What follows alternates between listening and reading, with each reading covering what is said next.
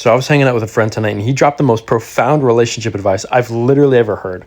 And it's about holding on to something against your partner, especially when it's something small. It's something like you don't really feel like you need to have a conversation about because it's not a big deal, but you're annoyed by it, right? Like your partner maybe doesn't text very much, or like I know like the whole thing, I think the analogy comes from like when the wife gets upset about the husband leaving like dirty clothes on the floor, like a t-shirt or a sock. Oftentimes we get upset about these things, but they're not that big of a deal. Like you don't need to have a full on conversation about it. So you just kind of throw it in the closet. And you're like, all right, I'm just going to throw this sock in here because it's not that big of a deal, right? But over time, the closet gets more full, and like you start filling it up.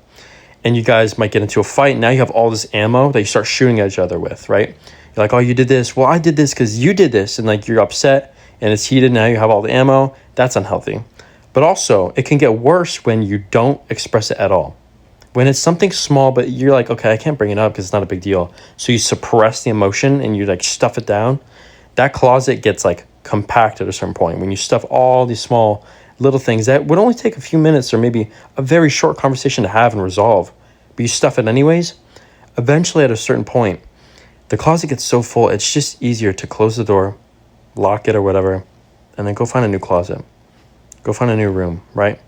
And some people might get 6, 7 closets down and then realize, like, I've never expressed or realized, like, any of this. Like, all it would take is just a short conversation. And you could have an empty, clean closet. Healthy communication can go a long freaking way, right?